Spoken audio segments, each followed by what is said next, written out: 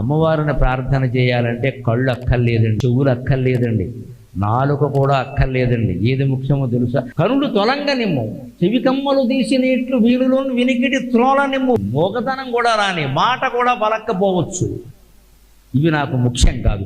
అయినా మనకి అమ్మవారు మనస్సు ఇచ్చి, పైగా ఆ మనస్సు ఆవిడే. అమ్మవారు మనస్సు, మరి మనస్సు అమ్మవారు అయినప్పుడు మన ఆలోచనలన్నీ ఆవిడవే, మనం ఎందుకు భయపడాలి? ఆ మనస్సులో ఆవిడని పెట్టచ్చు కదండి. మనస్సులో భగవత్ ప్రార్థన చేయడానికి కళ్ళు అవసరం లేదు, చెవులు అవసరం లేదు, నాలుగు అవసరం లేదు, కాళ్ళు చేతులు కూడా అవసరం లేదు. ప్రాణం ఉంటే చాలు, మనస్సు ఉంటే చాలు. ప్రాణం ఉన్నంతకాలం మనస్సు ఉంటుంది.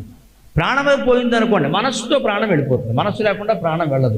మనస్సే లేకపోతే వాడి ప్రాణం పోదు. తత్వశాస్త్రం చెప్పాను, మనస్సు రద్దయితే వాడి ప్రాణం పోదు. అసలు వాడే చిరంజీవి అంటే మనస్సు ఉన్నంతకాలం మనం ప్రార్థన చేయించండి. నిన్ను నేను వదిలిపెట్టనమ్మా, నీకు కరుణ అనే మత్తులో నిన్ను మునిగిపోయేలాగా శ్రీమాత్రే నమః అనే నామాన్ని అలా జపిస్తూనే ఉంటాను అంటాం.